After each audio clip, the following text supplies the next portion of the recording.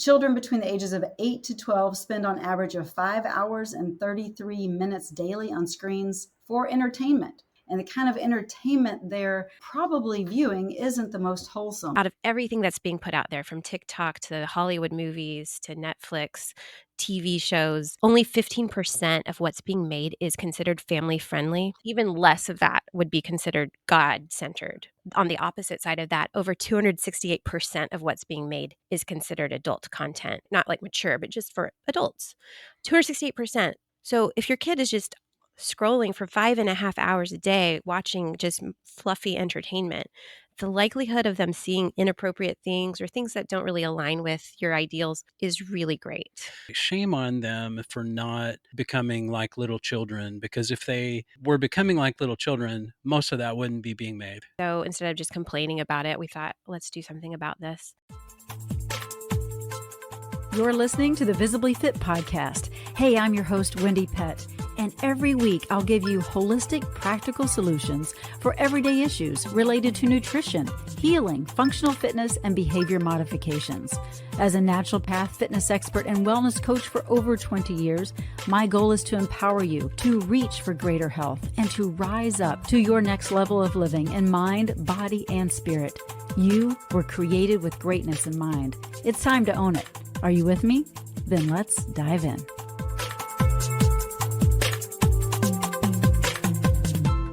Hello and welcome to the Visibly Fit podcast. I'm your host, Wendie Pett. I am thrilled that you're joining me today because we have a great conversation. It's close to my heart. It's a different kind of conversation than all of my typical podcast episodes, but it's an important one. This one is, it's more about, it's about finding ourselves just frustrated with the way media is and how it's shaping our kids and what we can do about it.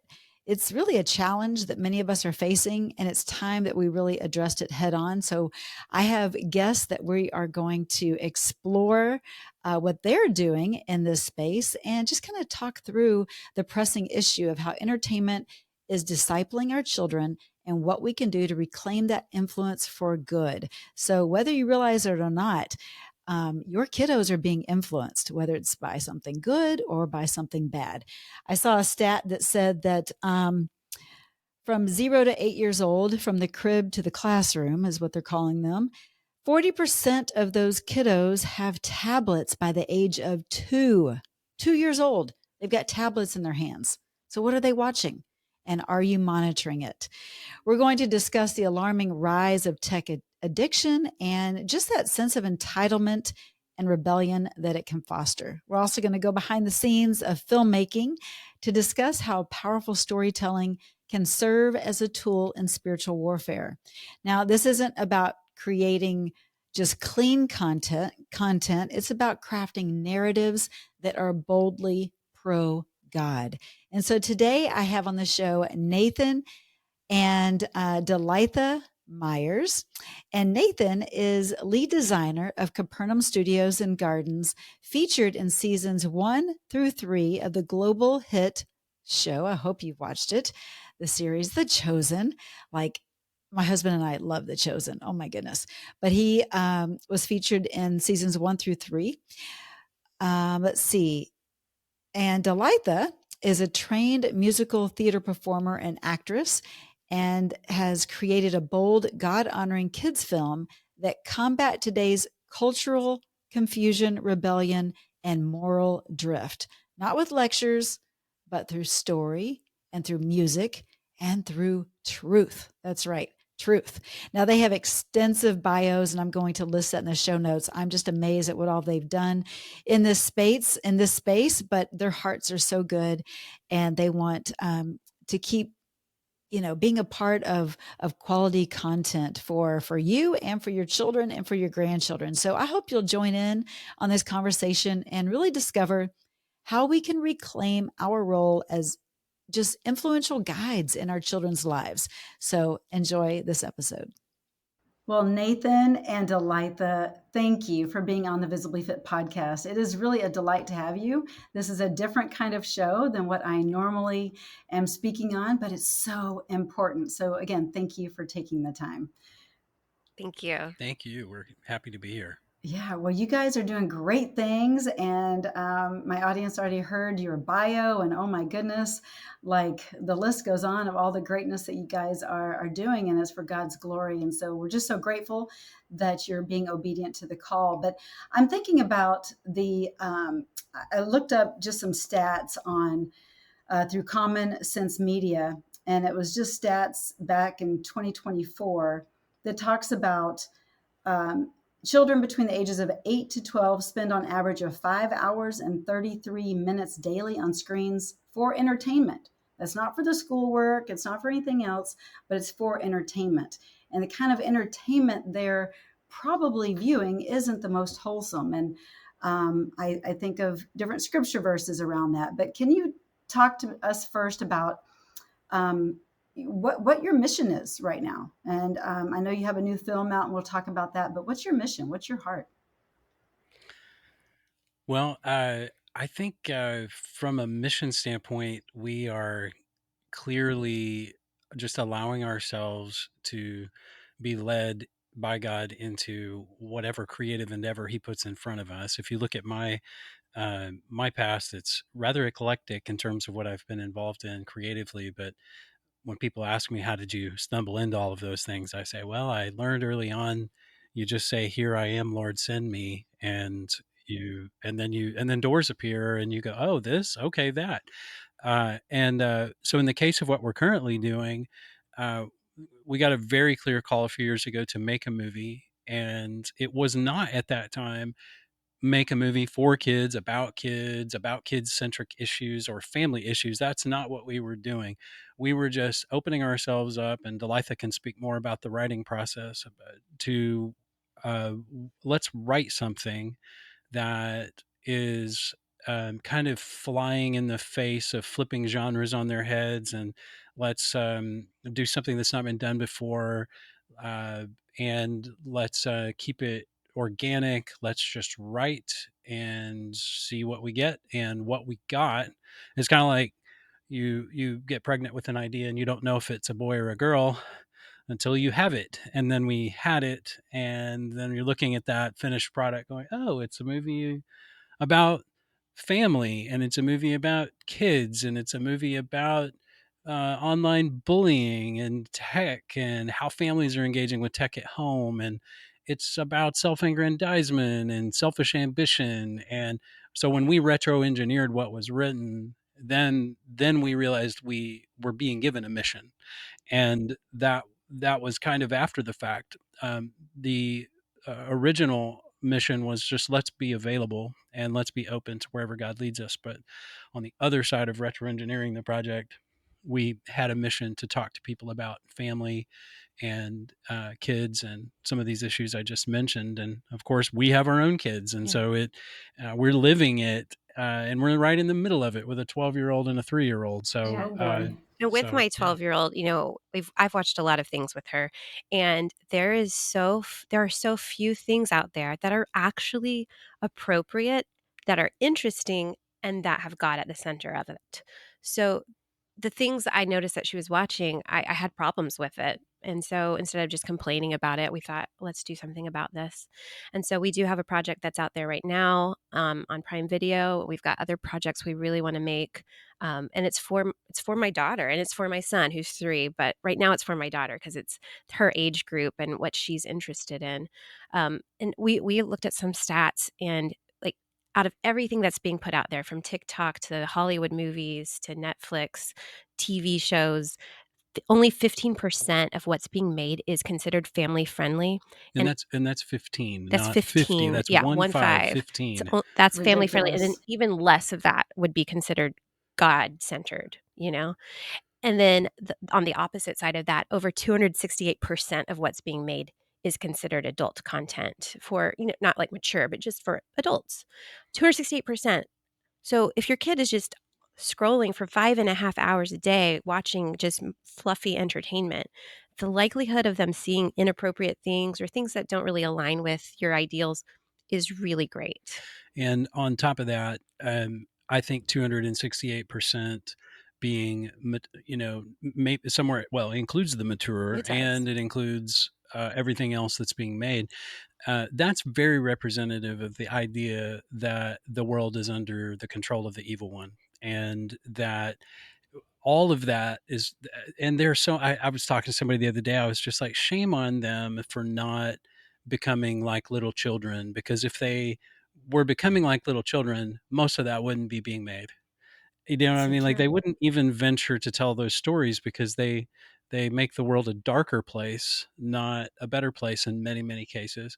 Are they honest and are they true? Sometimes. Are they organically contrived? Yeah, probably, but they're often coming out of the heart of a person who needs some transformation. They're coming out of the heart of someone who needs Jesus, and because of that, we get this glut of material that's very inappropriate for someone attempting to live a Christ-centered life, and especially our kids. And so we're just kind of standing at the precipice of looking at the glut, going, how do we do something about this? And can we take what we have and our 5 loaves, 2 fish, and make an offering here that helps tip things in the other direction?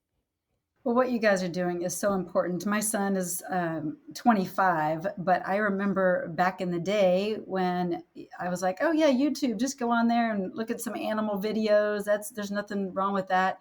And there was a situation where someone inserted something within that YouTube animal cute little video, and I had no idea, and I was mortified, and just it was very traumatic.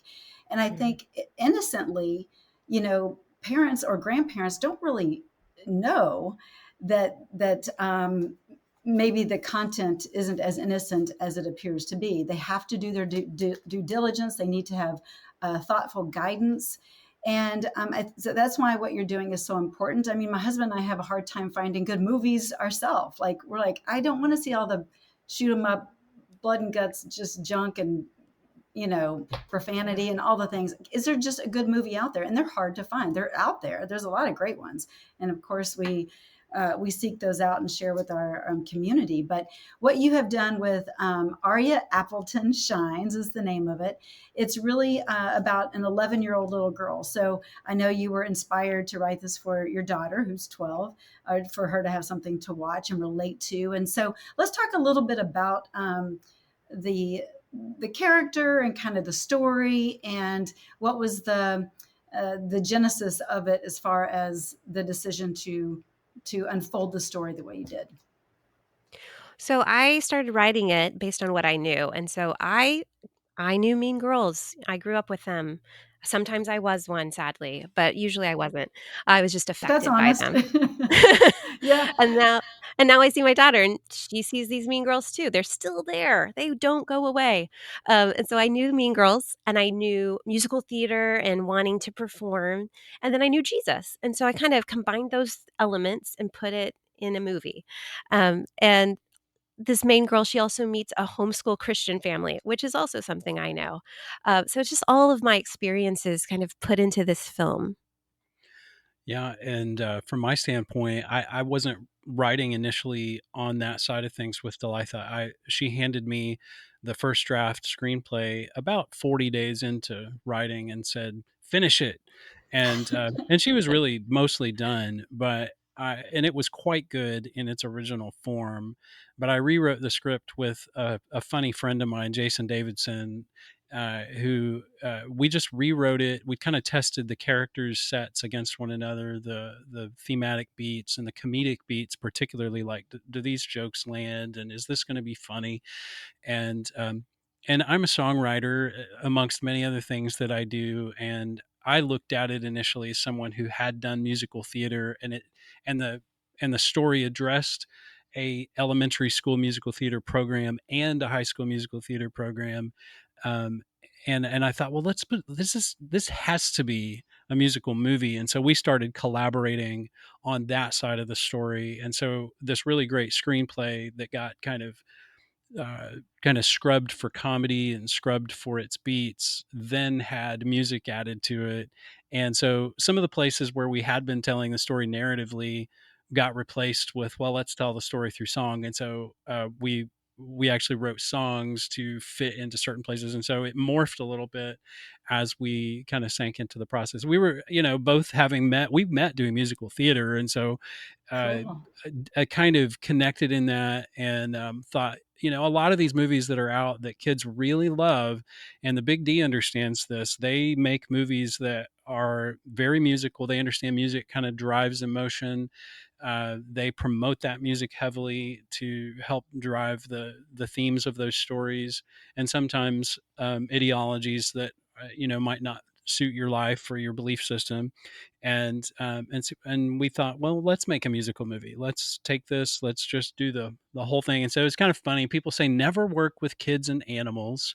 We did both, Mhm. and we made it a musical. So we bit off a whole lot all at once for our first project, but we think we managed somehow, by the grace of God, to get it all in there, made it all happen. Yeah, well, I know God is blessing it and will continue to bless it, but I think about the power of music, right, and how it does resonate with our soul. And I was listening to actually one of our I'm remarried, but my husband's granddaughter, so not necessarily mine, but I love her like my own. She was singing um, something from Wicked, right? Because Yeah. it's I want to be popular, and I thought, oh man, and she's adorable, and they're homeschooled, and they love the Lord and all that. But all of a sudden, I'm like, oh my goodness, this song is not one that I would love for her to be singing. So anyway, I think the power of music and what you guys are doing is really, really good. So people can find this on Prime Video right now, right? Correct. It's on Prime Video, and the soundtrack, if you're interested in sampling it, is available through our links. Like if you go to ariaappleton.com, that's ARIA Appleton, Appleton.com, then you can link out to all social media and all of the places where the movie is or the music is. And the music is at iTunes, Apple Music, and Amazon Music.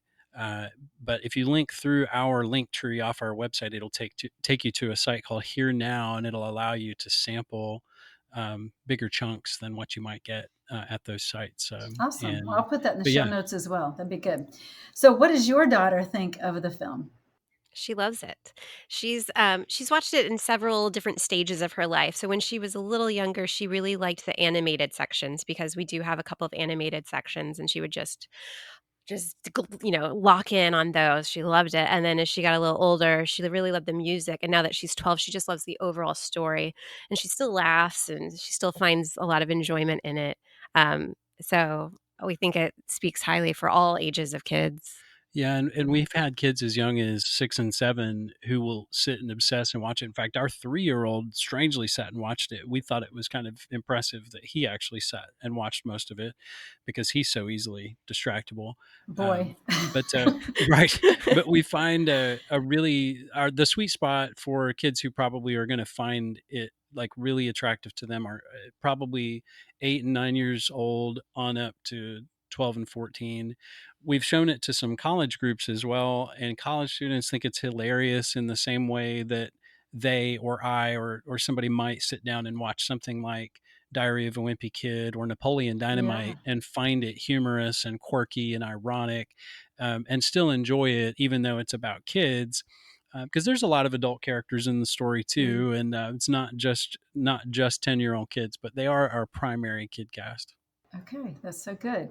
Well, so yeah, you guys are listening, go to the show notes and grab that link, and also just go to it's ariaappleton.com. And also, I think it's /trailer if you want to see the trailer there. But I want to talk and dig in more about just media and our souls and just the impact that it has on our health. And Nathan, before the interview, you let me in on a little insight that you've got like a holistic medical chiropractic background. And so I'm like, okay, cool. Let's dive into this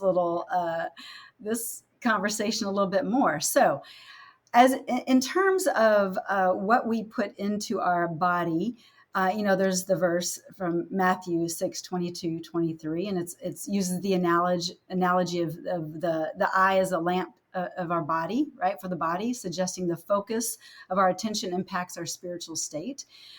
So let's talk a little bit about that at the cellular level and maybe at a spiritual level about what we are watching, how we need to really put parameters around that and be wise, especially with our children. Yeah, it's funny when I work with I know it seems a little disparate to people that I have a holistic care practice. You're like, "Well, I thought you Yeah, were let's a filmmaker explain or an this. actor or something."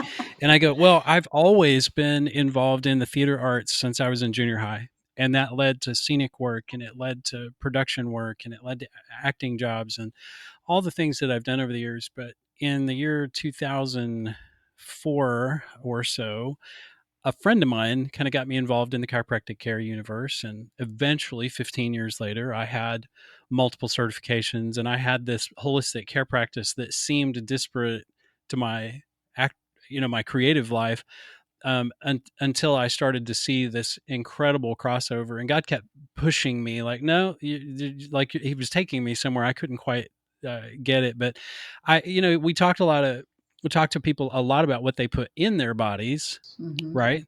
But Jesus says it's not what goes into a man's mouth that makes him unclean. It's what comes Comes out. out. Because as man thinks in his heart, so he is. Out of the heart, the mouth speaks. And so that concept is so strangely foreign to Christians that they're horking down pharmacopoeia to try to solve a problem that's actually inside them, and it's not a biochemical problem. It's Right. actually it's an emotional problem, it's an anger problem, it's a bitterness problem, it's an unforgiveness problem, it's a Preach it. grudge problem, it's all of those things. And so if what we sit and think about all the time and what we self-generate is actually important and it matters. In fact, it matters more for us than it does to God. God is not necessarily offended by those things. Those universal laws are in place to help us, to support us, right? Right. That's for us. It's not for him. And so you could be like, well, why do you want me to have to be this way? Why do you tie my hands in this way? Well, I'm telling you, it's not wise to go that direction. You should don't let the sun go down on your anger. Why? Well, Mm-hmm. that's for you. It's not for the Lord. That's because if you do, then that's going to create some potential issues for you psychologically, spiritually, which in turn creates physical issues for you. And so, if those things are true, and I am convinced they are, then what we sit and dwell on, and what we think about, and what we watch matters. In the book of Job says, I'll put no vile thing in front of my eyes, right? How many vile things are you putting in front of your eyes on a regular basis that Well, just real quick to put a little thought there. How many vile things are you putting in front of your eyes that you don't even recognize are vile anymore? Hmm. right. Yeah, I mean, Right? come on, You be preach. Because yeah, desensitized. yeah, we've become Mm-hmm. hard-hearted, and we're not really paying attention to what it is. And so yeah, it's a huge subject that I think the church needs to talk more about. But um I'm afraid that it's not an unwillingness to talk about it at this point. I think it's you get close to that solution, and if that solution is going to require somebody to have to forgive their neighbor in order to get well, right? Well, that's tough, Yeah. right? Yeah. That's a big leap for a lot of people who they want to nurse that grudge and they want to act like they've forgiven. And in some cases, those people need to forgive themselves. They need to forgive God. They need to, and that requires some discipline and some responsibility, taking responsibility for what you feel and how you engage with others and with the Lord. But And it's admitting that you've just got sin in your life, right?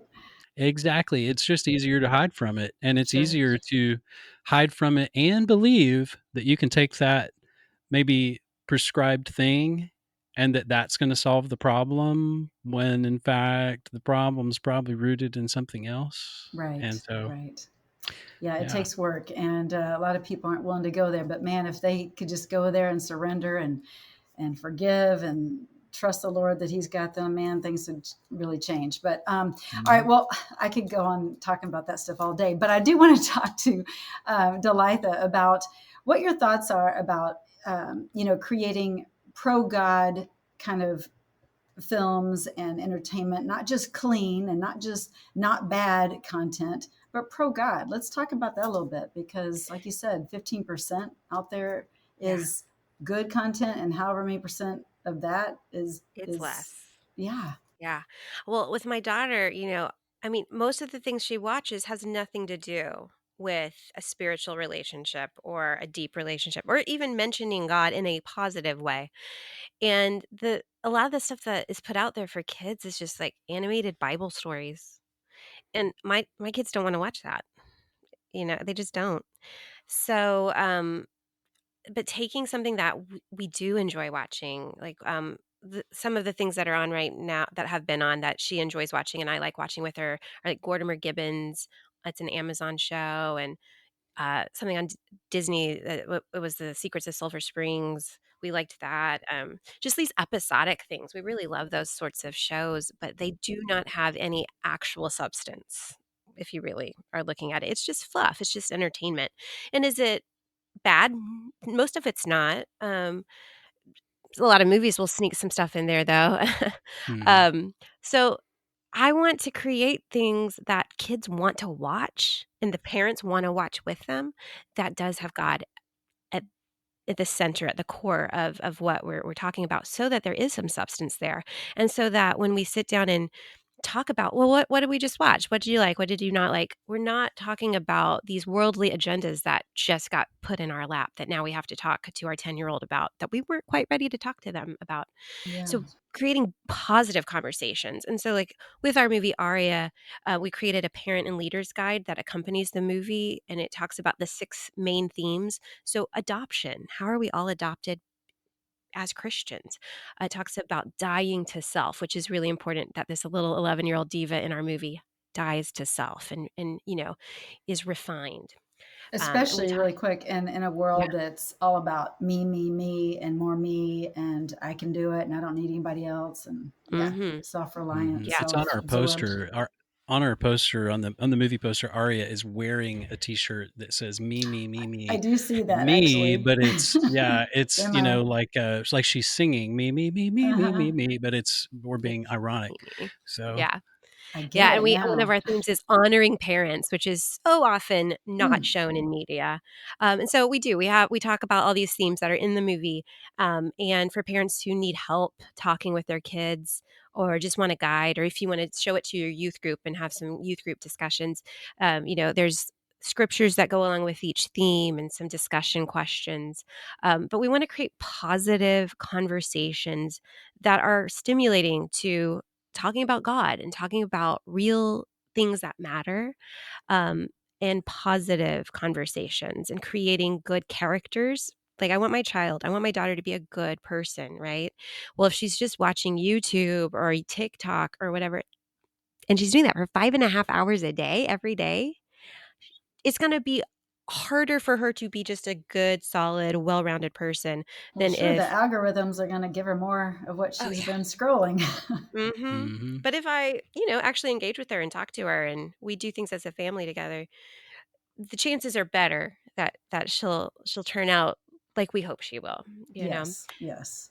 So we're we're trying to create positive pro God substance. we also believe that pro God substance comes from pro God people. Mhm. So if you're a pro God person and you open yourself up and say, "Lord, use me to write something," then He could do that. Then He could inspire you no differently than He inspired uh, the writers of Scripture to write something that's useful to help others, to teach, to train, and I always tell people that we're taking the cue from the great storyteller because he used parables to teach truth. And parables, it's risky to say this to people, but parables are, for all intents and purposes, a piece of fiction that's not literally maybe something that historically happened. Maybe it did, but or maybe it's based on somebody's life, but it's just a little piece of fiction or a fable or a piece of something, but it has wisdom in it. It has truth infused in it. And can we, as God's children, write similar things? Yes, we can. And those that are writing and want to serve in that capacity should open themselves up and go, you know what, I'm gonna I'm gonna risk not just rehashing another Bible story, even though those Bible stories are useful and they are true and they are good. But could we take the Bible story and maybe modernize it to some way so that the truth is still present, but it's more accessible to a modern kids? I think we need to think creatively that way to save this next generation. I I want to think say that's, too, one of the yeah. coolest things that we have been doing, this is going to be our second year. We're going to serve for a little over a week at a camp. And Nathan serves as the film director for that camp. And there's all of these kids from age 13 to 23 that come and meet in Midlothian, Texas. Oh, I've And been there. Wow, Midlothian. yeah, they get to be on the set of where The Chosen films a lot of their stuff. And Yeah. they get to meet a lot of the Chosen cast and be taught by them and be taught by Nathan. And just to see this next generation of filmmakers, it's really, really neat to get to pour into them. Yeah, and we're hoping to inspire them to that type of more out of the box creativity and that's kingdom useful stuff. Hmm. I love that because I think, unfortunately, a lot of people in their minds think, oh, it's a Christian film or it's a Christian whatever. It's going to be boring or it's not going to be, have any, depth or good. It's just going to be like, I don't know, Little House on the Prairie. Everything's like Little House on the Prairie, and it's not, right?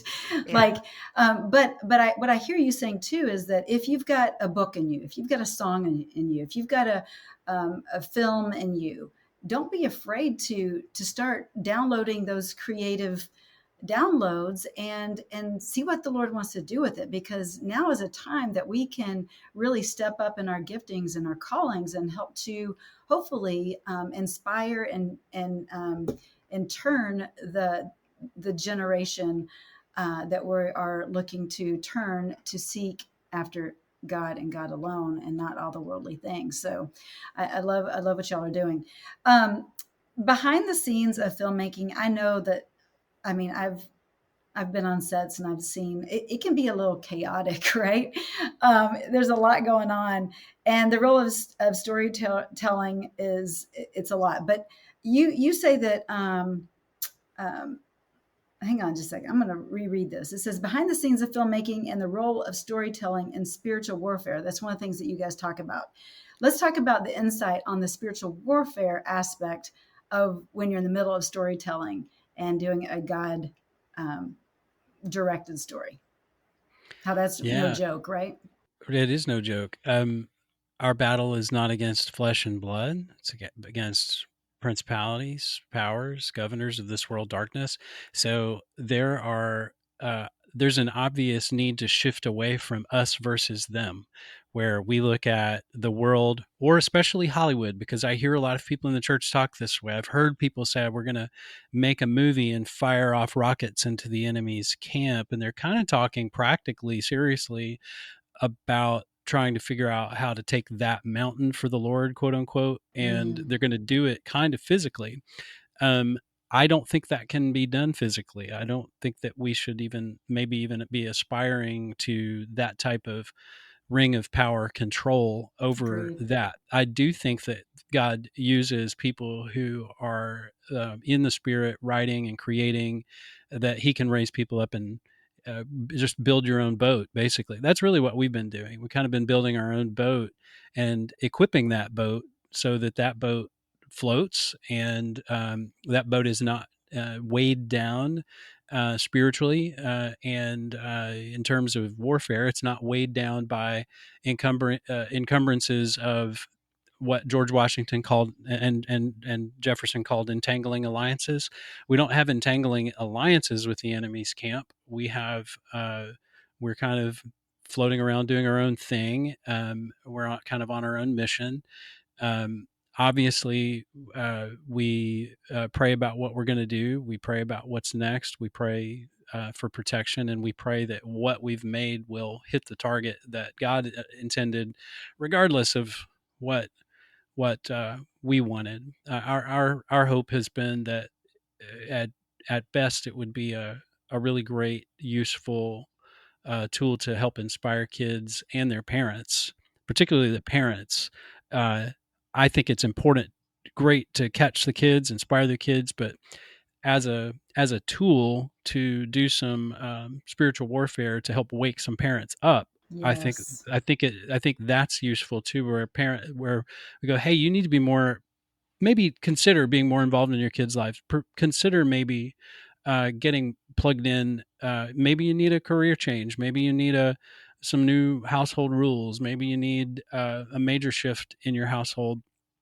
And because if you're not paying attention, uh, then somebody else is going to raise your kids. The state's going to raise your kids, and they're going to teach them things you didn't want them to believe, or TikTok is going to raise your kids. TikTok's raising your girls. It's like you're going to have to maybe pick up a sword and get in there and fight. And so we're hoping that the film itself and the guide and just the conversation that could come up out of a project like ours will inspire that type of parental authority reestablishment, where they pick up their own swords as parents and they get back involved in their kids' lives. So on I that love that. level, we consider it maybe an equipping mission for that type of spiritual warfare for the parents. That's so good. I love that, and I love that you guys have, this booklet to go along with the film, so that they can do at churches or in different, whether it's youth groups or even just young girls' little book clubs or movie clubs or whatever, right? And I Right. think it's great that they can go through that and do that together and grow together in the Lord. So, what is next for you guys? I know that this is happening now, but what's next? What's going on?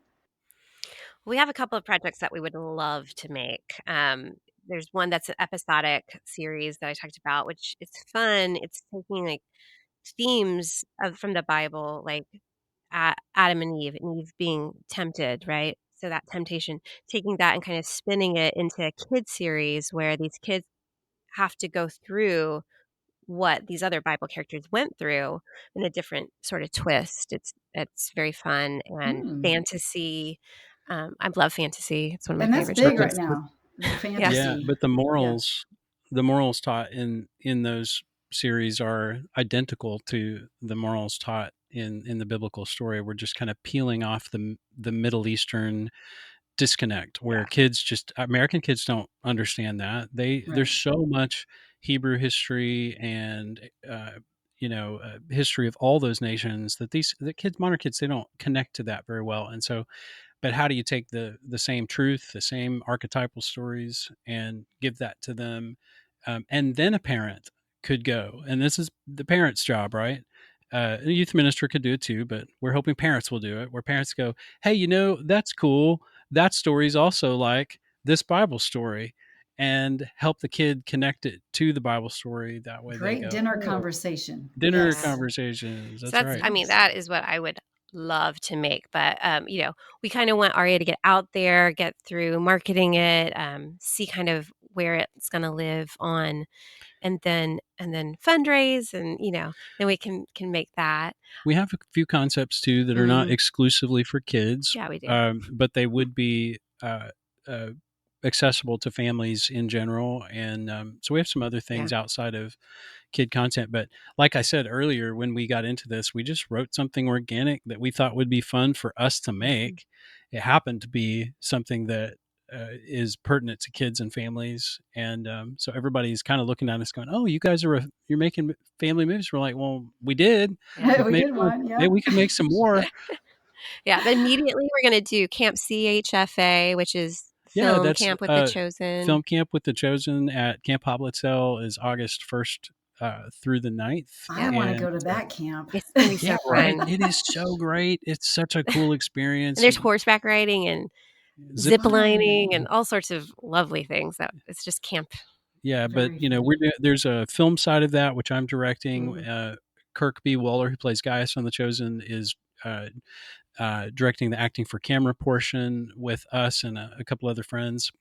And then BJ Foreman, who's art department coordinator for the Chosen, is directing the musical theater side, and Delitha is directing music for them. Mhm. So it's going to be it's such a Yeah. great, just kind of joyous, Christ-centered, creative experience that feel thrilled to be a part of that. But that's kind of our next. It's very We're next. podcasting, Yeah. we're promoting the movie, and we're going to go do summer camp. Yeah, and then That's so cool. my daughter's going to start 7th grade homeschool. Oh Woo! my word. Yeah, I'm just sorry that y'all are so boring and have nothing Yeah, we are. going. And Mhm. oh, it's so cool. I love just people with good hearts and that are doing great things for the kingdom. And so I just want to say thank you. And the best way to support you is to obviously go to Aria Appleton.com. I want to keep saying Shines, but it's just ariaappleton.com. And I'll put that in the show notes. But how else can we support you? Absolutely. Follow you So through if social media and what Yeah. else? So if you want to do the leaders guide, that's through givesendgo.com/Aria Gibson. Appleton. It's also just go to our website and you'll find it.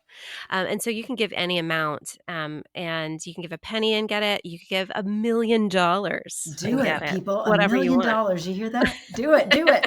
Do it. So that's a really great way to just support us, support the movie, support the next project. And Yes. then we're on Instagram, Facebook, TikTok. Aria Appleton is, and you can find that, I'm sure, in the show notes. And moms, if you're on LinkedIn or Blue Sky, we're also over there. And of course, YouTube. And YouTube, we're at Grafted Studios. That's our company name. We're grafted into the great root of the olive tree. We are GRAF as in Frank, TED, Grafted Studios on YouTube. And that's where all the Aria Appleton info is. And the official links to our trailers are sitting right there at YouTube. Yeah. Perfect. Well, I'm going to put all that in the show notes. And if y'all are just listening and not watching, make sure you come over to YouTube and tune in and look at how cool Nathan and Delitha are. They're just cool people. So go and support them and go and watch the movie and get your kids to watch this as well. So thank you guys for your time. God bless you. And thanks for all you do. Thank you. Thank you. Well, that's a wrap for today's show, so thank you so much for tuning in. I love spending this time with you. To learn more and get more free resources, just head on over to wendiepett.com, and thank you in advance for sharing this episode and this podcast, following and subscribing not only to this podcast, but finding me on social media, Instagram, YouTube, Facebook, wherever you are, I'm probably there too. Until next week and our next podcast time together, make it a visibly fit day.